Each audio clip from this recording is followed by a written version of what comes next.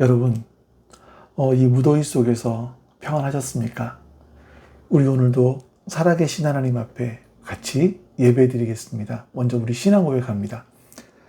전능하사 천지를 만드신 하나님 아버지를 내가 믿사오며 그 외아들 우리 주 예수 그리스도를 믿사오니 이는 성령으로 잉태하사 동정녀 마리아에게 나시고 본디오 빌라도에게 고난을 받으사 십자가에 못 박혀 죽으시고 장사한 지 사흘 만에 죽은 자 가운데서 다시 살아나시며 하늘에 오르사 전능하신 하나님 우편에 앉아 계시다가 저리로서 산자와 죽은 자를 심판하러 오시리라. 성령을 믿사오며 거룩한 공회와 성도가 서로 교통하는 것과 죄를 사하여 주시는 것과 몸이 다시 사는 것과 영원히 사는 것을 믿사옵나이다. 아멘. 네, 우리 시간 같이 살아계신 하나님을 찬송하겠습니다.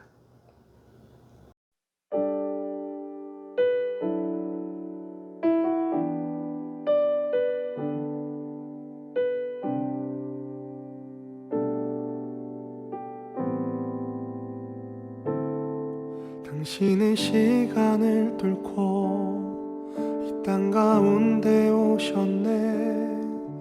우리 없는 하늘 원치 않아 우리 삶에 오셨네. 자신의 편안 버리고 우리에게 평안 주셨네. 가장 낮은 자의 모습으로 우리 삶에 오셨네.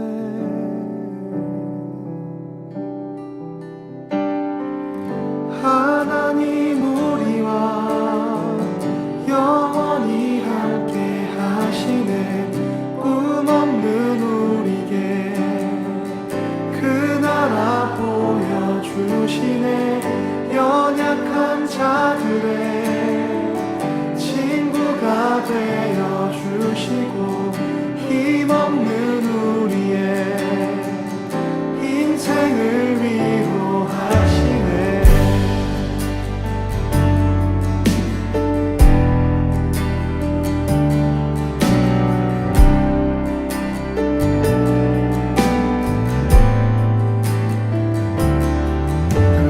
시간을 뚫고 땅 가운데 오셨네.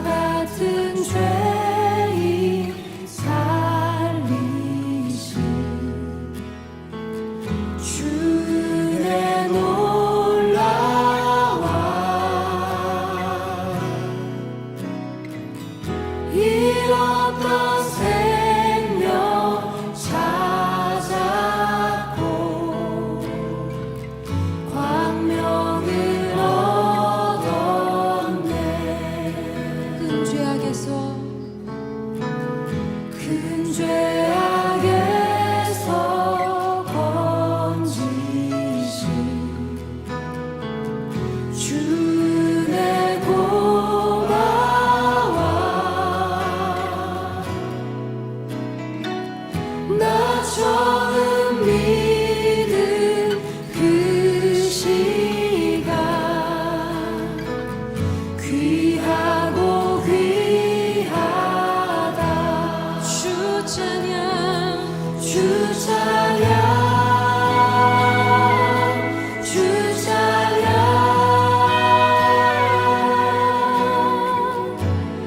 내 마음 다해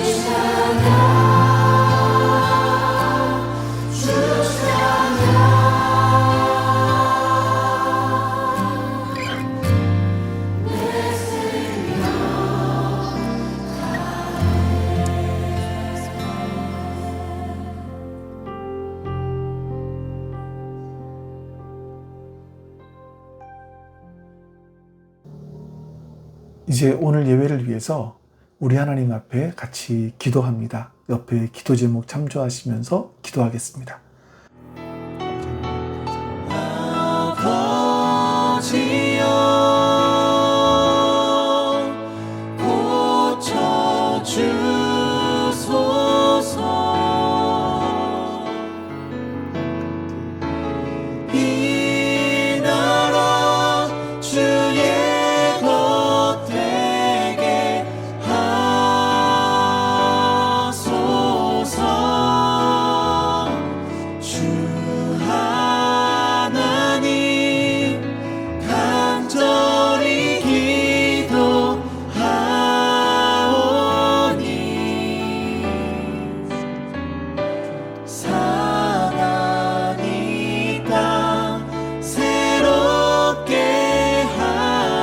참 좋으신 주님 감사합니다. 오늘도 살아계신 우리 주님 앞에 예배드릴 수 있는 은혜를 주셔서 감사합니다.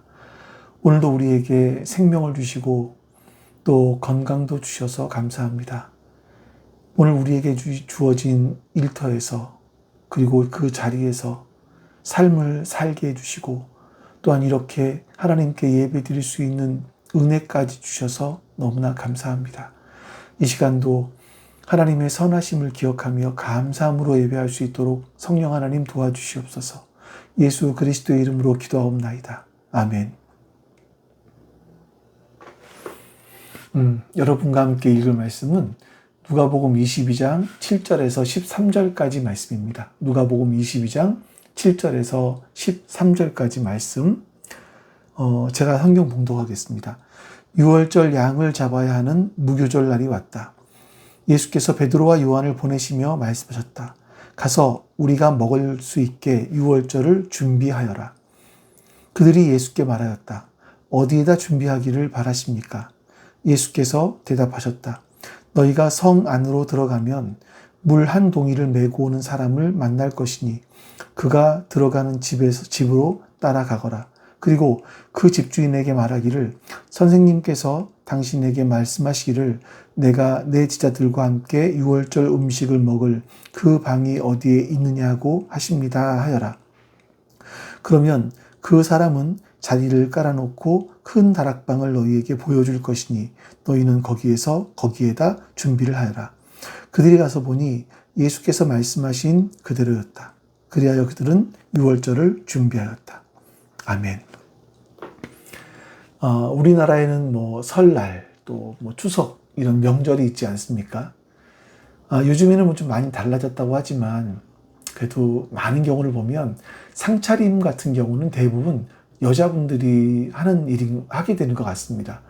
누가 임명했겠습니까? 근데 계속해서 그 수고를 감당하고 있는 거죠. 하지만 그 수고에 대해서 알아주는 사람들은 그렇게 많지 않은 것 같아요. 음식이 상에 오르기까지 얼마나 손이 많이 갔는지 그거는 차린 사람만이 압니다. 그냥 앉아서 먹는 사람은 맛이 있다 없다 이런 평가 정도밖에는 못하겠죠. 이런 모습들은요 교회에서도 크게 다르지는 않은 것 같아요. 누군가는 주일에 먹을 식사를 준비하고 누군가는 방송을 준비하고 또 누군가는 예배에 앉을 의자를 준비하기도 합니다. 그리고 예배가 다 끝나면 남아서 그 준비했던 것들을 하나씩 제자리로 돌려놓기도 합니다. 또 설거지도 하게 되고요. 이게 보통은 감사하면서 그런 일들을 하시는 것 같아요. 근데 때로는 보면 몸이 아픈 날도 있고 또 마음이 좀 지친 날도 있잖아요. 이럴 때는 속에서 이런 마음이 좀 올라오지 않으세요? 이번에는 내가 다 해야 되는 건가? 이렇게까지 한다고 누가 알아주긴 하나? 그러니까 입 밖으로는 못 내지만 그냥 속으로 이렇게 되뇌 있는 것 같습니다. 여러분 어떠십니까? 여러분의 삶에도 내가 하지 않으면 안 되는, 아무도 하지 않는 그런 일들이 아마 분명히 있으실 거예요.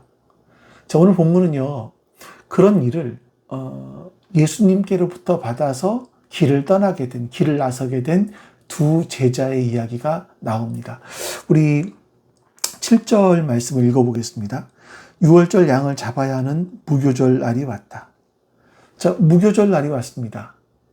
뭐 이 절기가 갑자기 온 건 아니죠. 해마다 오는 절기이고 누구나 아는 그런 날입니다. 그런데 누가는요, 22장 1절에서 6월절이라고 하는 무교절이 가까워졌다. 이렇게 말을 했어요.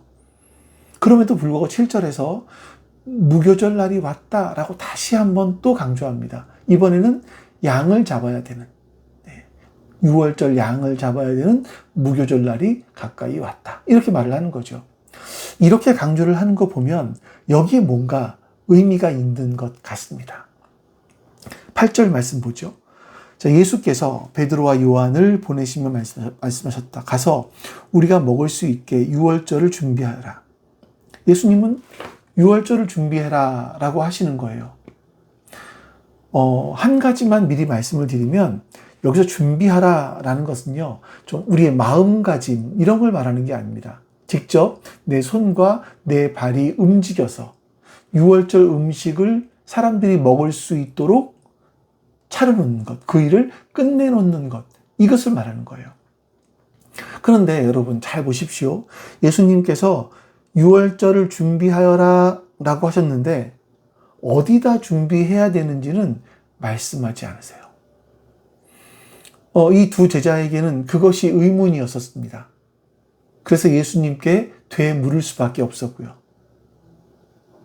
제자들이 여기서 입을 여는 거는 여기가 9절 말씀이 한 번뿐인데 우리 같이 한번 읽어보겠습니다. 그들이 예수께 말하였다. 어디에다 준비하기를 바라십니까?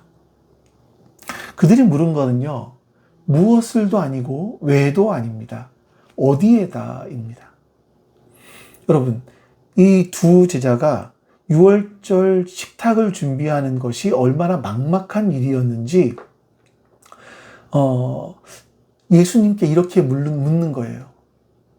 우리 잠깐 그 예루살렘 골목에 같이 서서 그 당시 상황이 어땠는지를 한번 보았으면 좋겠어요. 여러분들에게 이런 그림이 좀 도움이 되실지는 모르겠지만, 자, 지금 이곳은요, 6월절 대목이 있는 예루살렘 골목 아닙니다.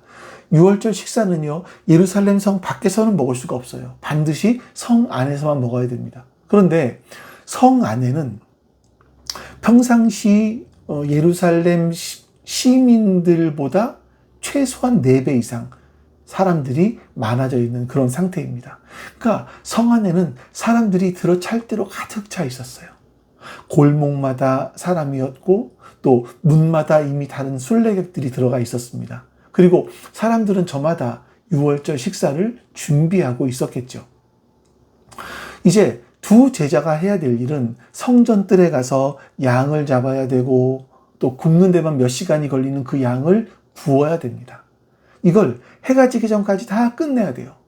하지만 여러분, 이 일은 뭐 그렇게 이들에게 어려운 일은 아니었었을 것 같아요. 왜냐하면 이 유대인들은 해마다 6월절이 되면 양을 잡고 양을 구워서 6월절 식탁을 같이 먹어봤기 때문이에요. 해마다 해온 일이기 때문에. 그래서 이 일이 그렇게 어렵지는 않았을 겁니다. 근데 중요한 건 뭐냐면 평소보다 몇 배나 더 늘어난 사람들이 예루살렘 성 안에 들어와 있는데 이미 빈 방이 하나도 없었을 텐데 이 제자들이 함께 들어가서 6월절 식사를 할 만한 그런 자리가, 그 장소가 확보되어 있지 않았다라는 게 문제였었습니다.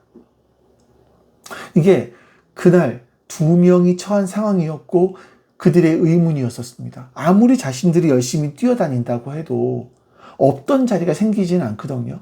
발이 부르트도록 골목을 돌아다닌다고 해도 없는 것은 없는 겁니다. 그래서 이 두 제자가 이런 막막함을 가지고 예수님께 묻는 거예요. 어디다 준비하기를 바라십니까? 이렇게 묻는 거죠. 자, 두 사람의 물음에 예수께서 이렇게 대답을 하세요. 예수께서 대답하셨다. 너희가 성 안으로 들어가면 물 한 동이를 메고 오는 사람을 만날 것이니 그가 들어가는 집으로 따라가거라. 자, 예수님은요, 물동이를 메고 오는 사람, 남자이거든요. 이 본문으로 보면 남자를 말하는데 그 남자를 따라가라라고 하는 어떤 표징, 사인 같은 걸 말씀하세요.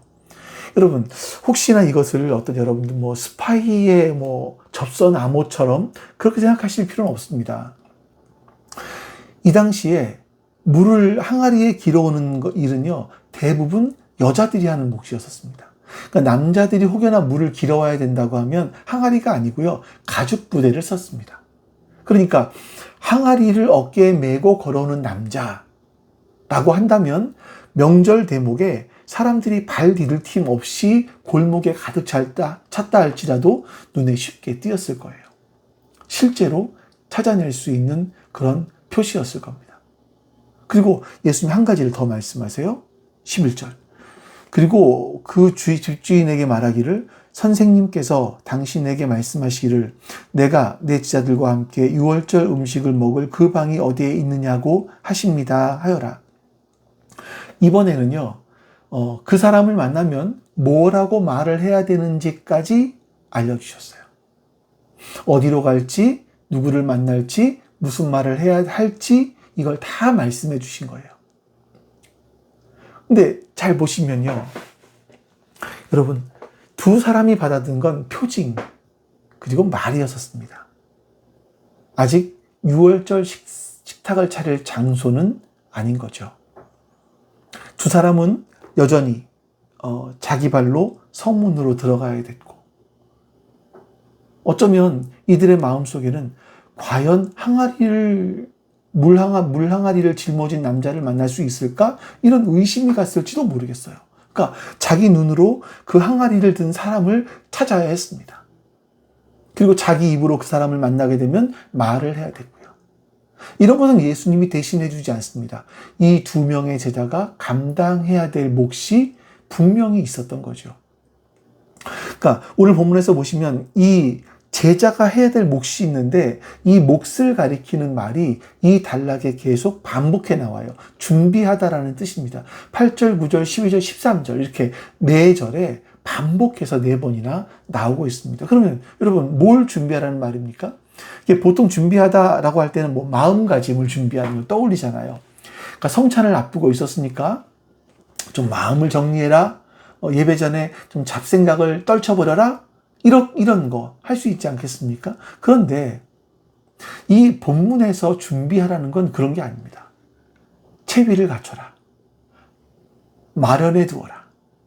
그러니까 우리 손으로 뭐 어떤 것을 해야 되는 그런 아주 평범한, 우리 손으로 무언가를 해야 된다라는 것을 가리키는 아주 평범한 말이에요. 근데 여러분, 재밌는 것이 이 누가복음 안에서 이 준비하다라는 말을 썼을 때는요, 꼭 하나님과 연관되어서 이 말을 사용을 해요. 예를 들어서 예수님이 탄생하셨을 때 시므온이라는 노인이 아기 예수님을 안고 이렇게 말을 하죠. 모든 백성 앞에서 마련하신 구원이다. 이렇게 말을 합니다. 그러니까 마련하신 분은 하나님이세요. 하나님이 준비하신다. 이런 뜻이에요. 이렇게 누가복음에서는요, 이 준비라는 단어가 사용될 때는요, 문맥상 하나님께서 모든 상황을 준비하신다 이런 의미로 사용되는 거예요. 그러니까 그 말이 여기서 베드로와 요한 두 사람에게 예수님께서 명령형으로 말씀하세요. 가서 준비하여라. 근데 누가가 이 말씀을 기록하는 것은 누가의 의도 속에는 하나님께서 이 상황을 알고 계시고 준비하신다, 이런 의미가 담겨 있는 거죠. 그럼 여러분, 그들이 준비해야 될 일이 뭐겠습니까? 먼저 성전으로 들어가야 되겠죠. 유월절 양은 이 순례자를 대표하는 사람이 직접 칼을 들고 성전 뜰에서 양을 잡습니다. 제사장들이 그 피를 받아서 제단에 뿌려요. 그러면 그날 성전들이 여러분 어떠했을지 한번 상상을 해보십시오. 수만 명이 양을 끌고 와서 양을 잡았습니다. 피비린내가 엄청 났을 거예요. 양의 울음소리도 들렸을 거고요. 그리고 그 양을 다 잡고 나면 그 양을 메고 집으로 돌아오는 겁니다. 그래서 몇 시간 동안 그 양을 굽는 거죠. 뿐만 아니라 그 사이에 무교병을 준비하고 쓴 나무를 다듬고 포도주를 마련합니다. 그 후에 상을 펴는 거예요.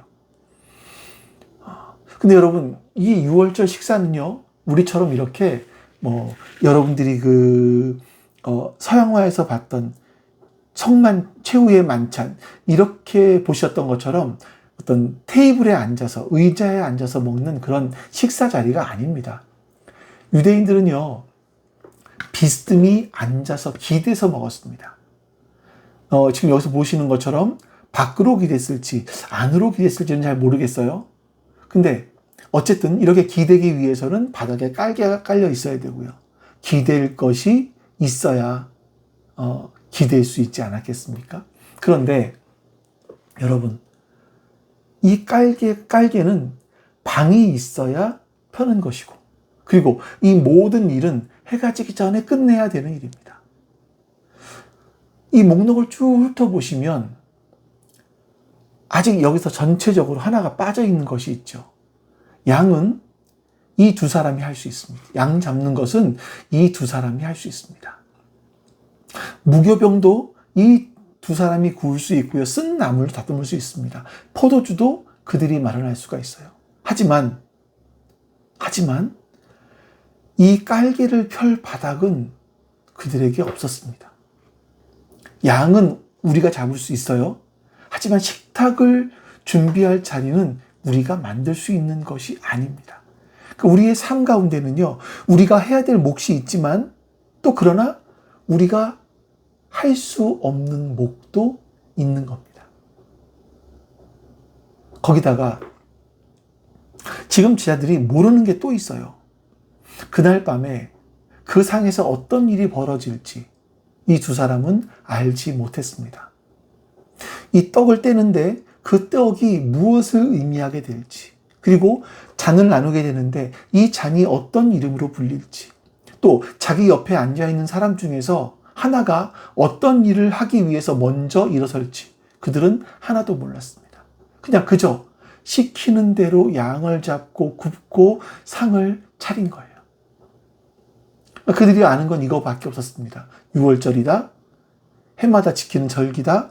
조상들이 애굽에서 나온 밤을 기억하는 식사다. 우리는 그 상을 차려야 한다. 여러분, 우리가 그래요. 내가 지금 하고 있는 이 일들, 여러분들이 직장이나 가정이나 교회에서나 이런 일들을 합니다. 근데 우리는 그 일들의 무게를 다 알지 못해요. 내가 직장에서 아이 한 명을 상담했는데 그 내 상담의 결과가 이 아이에게 미칠 영향, 10년 후에 이 아이를 어떻게 변화시켜 놓을지 우리는 알지 못합니다.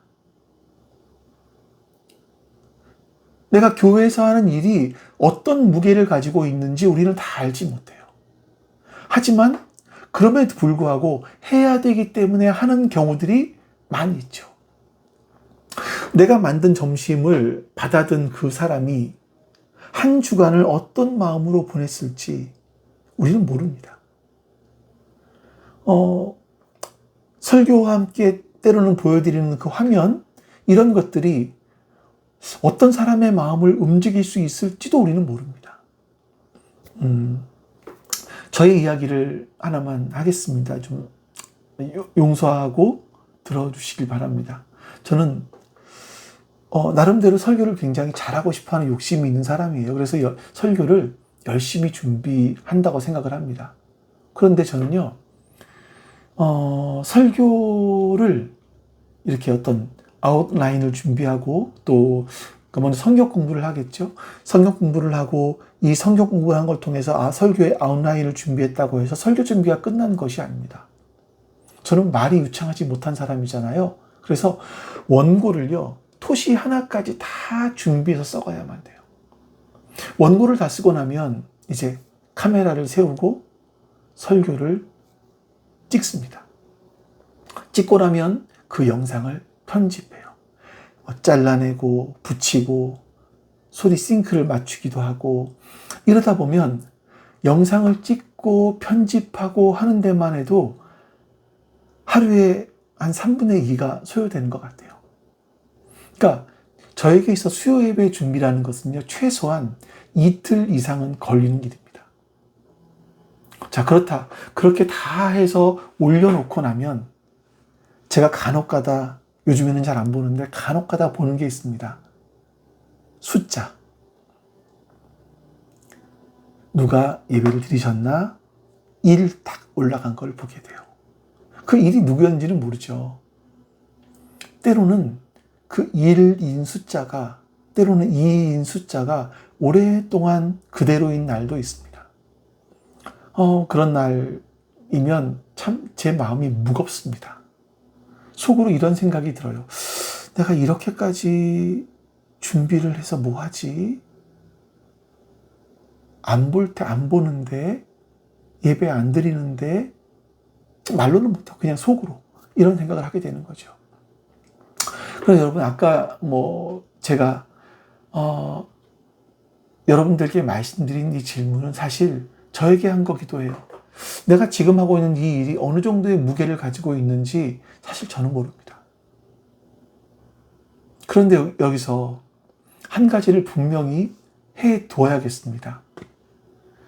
이 두 사람의 순종에는요, 흠이 없었어요. 13절은 분명히 그들이 준비했다라고 적습니다. 실제 손이 움직였고 실제 상을 차렸습니다.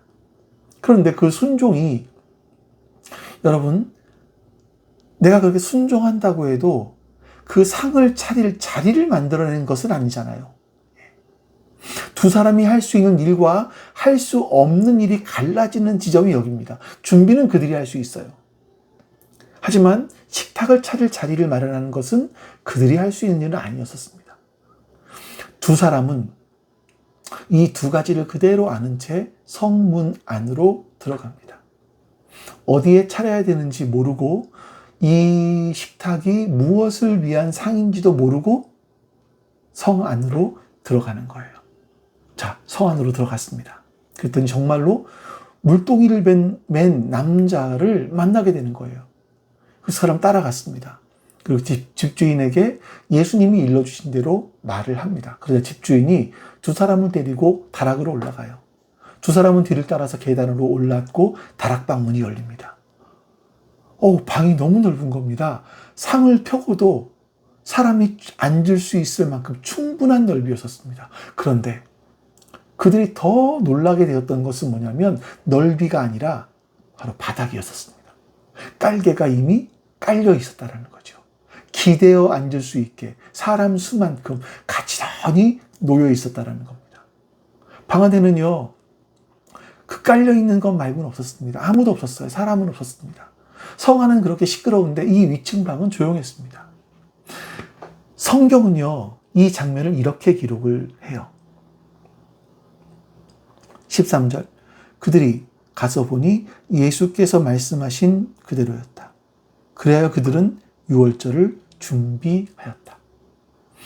예수님께서 말씀하신 그대로였다 라고 했는데 다시 한번 확인해 볼까요? 예수님은 이미 12절에서 그 방이 이렇게 되어 있다라고 말씀하셨습니다.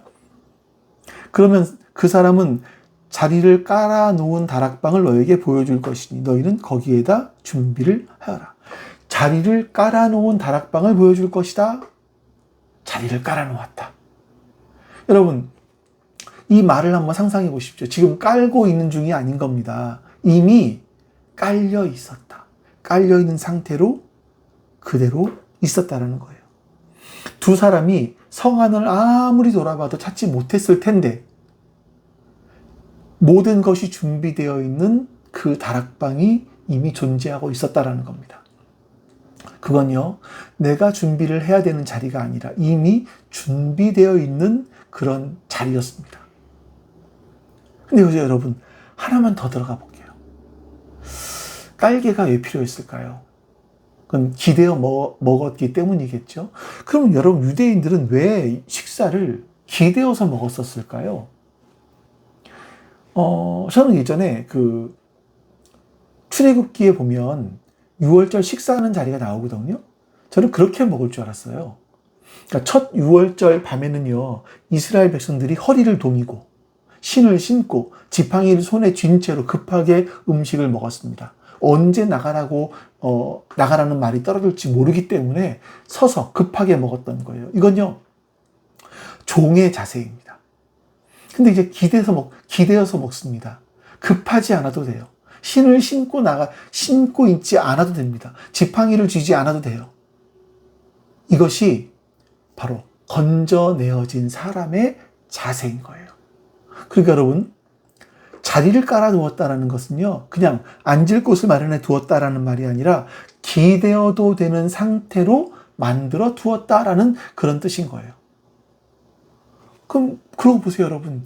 예수님이 처음부터 하신 말씀 그대로잖아요. 예수님 11절에서 어떤 방을 찾아보라고 하지 않으셨습니다. 너희가 어떤 방을 찾아야 된다라고 말씀하지 않으셨어요? 그리고 그 집주인에게 말하기를, 선생님께서 당신에게 말씀하시기를 내가 내 제자들과 함께 유월절 음식을 먹을 그 방이 어디에 있느냐라고 하십니다 하여라. 그 방이 어디에 있느냐라고 물으시는 거예요. 예수님께서 이미 그 사람에게 언지를 해 놓으신 건지 성경이 말씀하고 있지 않으니까 우리는 모릅니다. 근데 두 사람은 자리를 구하러 간 것이라고, 구해야 된다고 생각을 했지만 예수님은요, 이미 그 자리를 잡아두었다라고 말씀하시는 거예요. 여기까지만 보면 그래 다행입니다. 근데 여러분, 8절로 다시 가볼까요? 이 자리가 그냥 최후의 만찬 이렇게 잔치 자리 이런 것처럼 보이지는 않습니다. 우리 8절 말씀 볼게요. 예수께서 베드로와 요한을 보내시며 말씀하셨다. 가서 우리가 먹을 수 있게 유월절을 준비하여라. 너희가 아니에요. 우리가 라고 하십니다. 이 우리 안에는 누가 포함되어 있습니까? 몇 시간 뒤에 예수님을 팔 사람, 예수님을 부인할 사람, 3번이나 부인할 베드로가 그 자리에 함께 앉아 있습니다. 그리고 조금 전에 이미 제사장과 예수님을 얼마에 팔지 값을 흥정하고 돌아온 사람도 그 자리에 앉아 있습니다. 예수님은 그걸 다 아시잖아요. 그럼에도 불구하고 우리가 먹을 수 있게라고 하시는 거예요.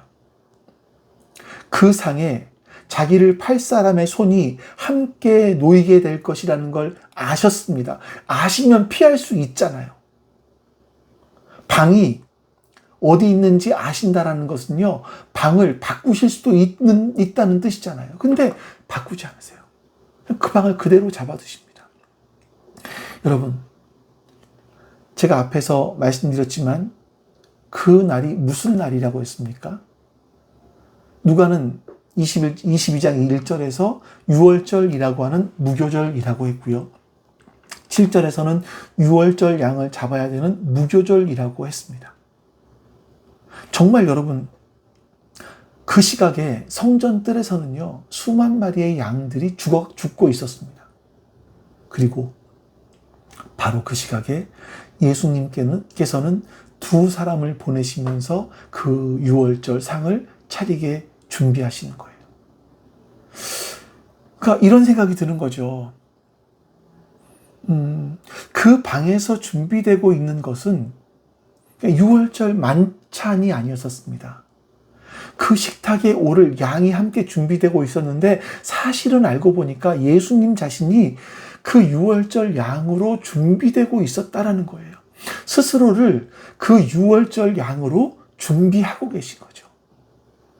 지난주에 우리는 제사장과 유다가 예수님을 팔 것을 모의하는 장면을 봤습니다.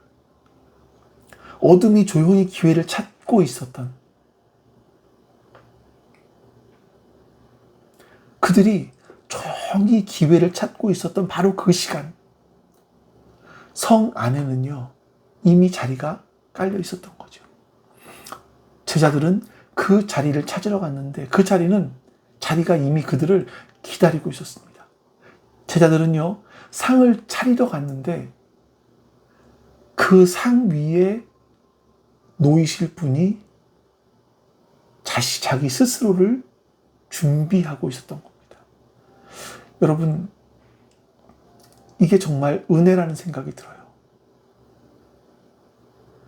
내가 자리를 찾아 나서기 전에 이미 식탁을 차릴 자리가 준비되어 있었고, 그 위에 우리 예수님께서 어린 양, 6월절 어린 양으로 올라가기 위해서 스스로를 준비하고 계셨다라는 겁니다. 우리가 그 상에서 무슨 일이 일어났는지는 다음 시간에 자세히 살펴보도록 하고요. 우리가 볼 건 오늘 여기까지입니다. 다시 13절 말씀을 보겠습니다. 그들이 가서 보니 예수께서 말씀하신 그대로였다. 그래야 그들은 6월절을 준비하였다.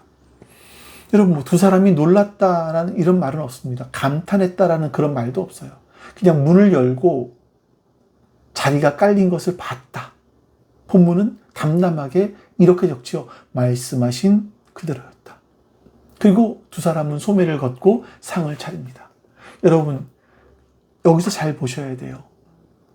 양은 여전히 그들이 잡아야 되고 굽는 것도 그들이 해야 됐습니다. 상도 그들이 펴야 됐습니다. 이 반나절의 노동은 그들이 자신의 손으로 해야 될 일들이었습니다. 그런데 바뀐 게 하나 있죠. 순서입니다. 다락방의 문을 열어보기 전까지는 자신들이 자리를 잡아야 되는 줄 알았어요. 근데 문을 연 다음부터는 이미 자리가 잡혀있다는 것을 알게 되죠. 그럼 오늘 본문이 우리에게 주는 것은 이거예요. 이건 내가 일을 덜 하게 되었다라는 것이 아니라 나의 일이 놓여질 자리를 먼저 하나님 예수님께서 깔아두셨다라는 겁니다. 그 자리를 깔아두시는 것은 우리의 몫이 아니라는 거예요. 제가 아까 편집하는 이야기를 했습니다. 좀 뒷부분의 이야기를 좀 말씀드릴게요. 제가 분명하게 아는 것이 하나 있습니다. 준비는 저의 몫이라는 거죠. 제가 오늘은 이 자켓을 입지 않고 이 영상을 찍고 있어요. 왜냐하면 이 실내가 사실은 굉장히 덥습니다. 밖으로 나가는 문을 열어놓을 수는 없어요. 왜냐하면 너무 시끄러워지니까. 그리고 선풍기나 에어컨을 틀어놓을 수가 없습니다. 왜냐하면 마이크로 소음이 너무나 많이 들어오거든요. 그래서 문을 닫고 선풍기나 에어컨을 끈 상태에서 영상을 찍습니다. 이러면 보통 지금 실내 온도가 31.6도입니다. 32도 정도 돼요. 많이 덥습니다. 그러니까 제가 나름대로 이 영상을 찍기 위해서도 노력을 하는 거죠. 그런데 여러분, 이 자리는 제 몫이 아니에요. 이 설교를 누가 듣게 될지, 그 사람이 어느 대목에서 마음이 움직일지, 언제 어떻게 하나님께로 돌아설지, 저는 그런 자리를 마련하지는 못합니다. 제가 조금 더 설교문 작성하는 걸 붙들고 있다고 해서, 편집하는 걸 더 깔끔하게 한다고 해서, 제가 더 더위를 견딘다고 해서, 그게 이 자리가 준비되는 것이 제 성실함으로 되는 것은 아닙니다.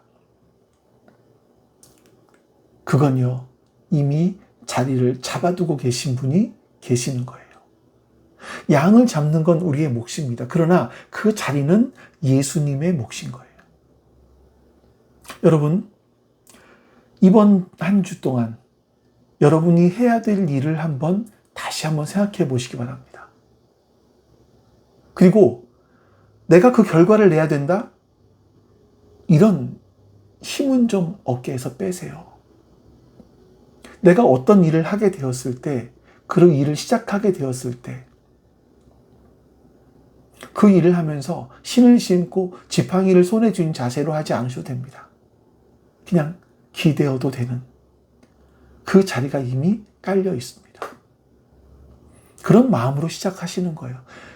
내가 성실히 할 수 있지만 결과는 하나님의 것이죠. 두 사람이 그날 한 것은 딱 여기까지였었습니다. 확인하고 소매를 걷고 상을 차렸습니다. 자, 여러분, 이번 한 주에도 여러분들에게 주어진 그 일이 어떻게 처리해야 될지, 어떤 결과가 나오게 될지 모르는 날이 있을 거예요. 내가 그 일을 해보고 다 끝내고 난 후에야 알게 되는 그런 일들이 있겠죠. 이 두 제자도 자신들이 한 일 뒤에 어떤 일이 기다리고 있는지 모르면서 준비를 하지 않았습니까? 그런데 자신들이 열심히 준비를 했더니 그 자리가 바로 6월절 어린 양이신 예수님이 자기 스스로를 준비하는 자리였고, 제자들은 자신의 연약함을 다시 한번 확인해 볼 수 있는 그런 자리가 되었을 겁니다.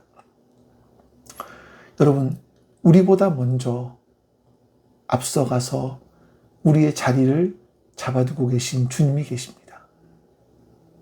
우리가 확인해야 될 것, 그것은 내게 주어진 그 일에, 내가 할 수 있는 그 일에 최선을 다해서 성실하게 하는 일일 겁니다. 그러나 그 결과는 주님께 있음을 여러분 기억하시기 바랍니다. 이제 하나님께서 오늘 우리에게 주신 말씀 기억하시면서 같이 기도하겠습니다. 기도합니다. 내 백성이 나를 떠나 돌아섰지만 내 사랑이 내 백성을 포기 못하니 내 모든 것 내어주고 나 그들을 얻으리라. 여호와께 돌아가자. 우린 돌아서도 그는 변치 않네. 여호와께 돌아가자. 우린 넘어져도 그 사랑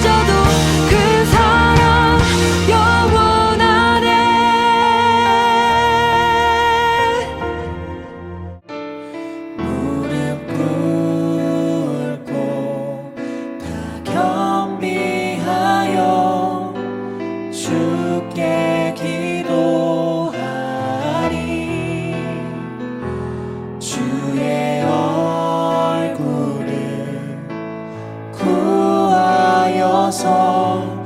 그 악한 길 떠나리.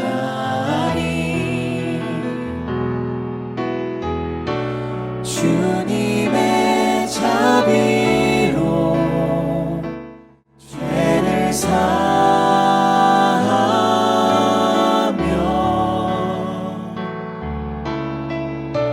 주님의 자비로 임하소서.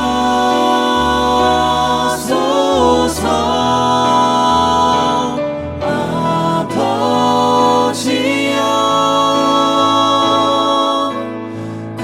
고쳐주소서.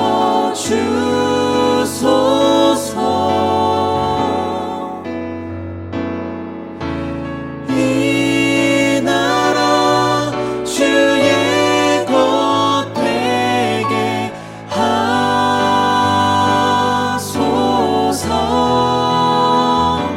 주 하나님 간절히 기도하오니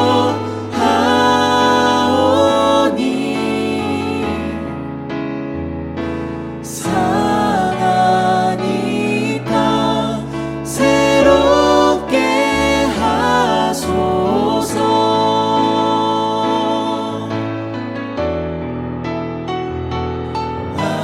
아버지여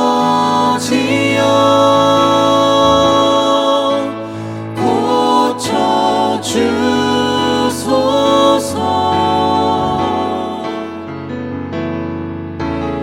이 나라 주의 것 되게 하소서.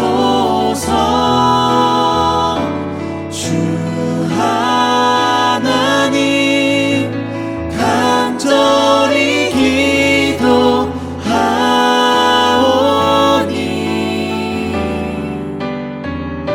상하니까 새롭게 하소서.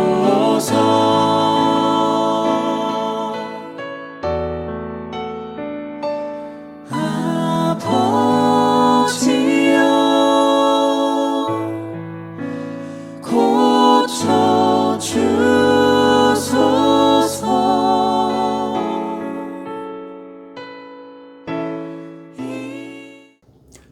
아버지 하나님, 감사합니다.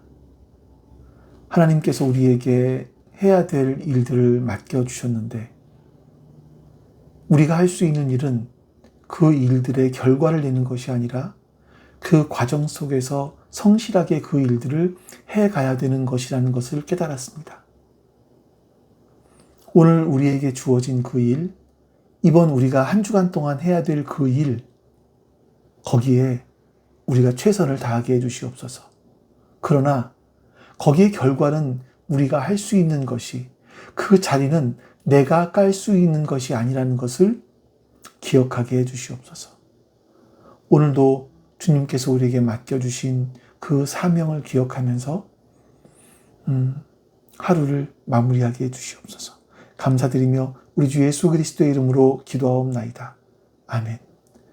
하늘에 계신 우리 아버지여, 이름이 거룩히 여김을 받으시오며 나라가 임하시오며 뜻이 하늘에서 이루어진 것 같이 땅에서도 이루어지이다. 오늘 우리에게 일용할 양식을 주시옵고 우리가 우리에게 죄 지은 자를 사하여 준 것 같이 우리 죄를 사하여 주시옵고 우리를 시험에 들게 하지 마시옵고 다만 악에서 구하시옵소서. 나라와 권세와 영광이 아버지께 영원히 있사옵나이다. 아멘.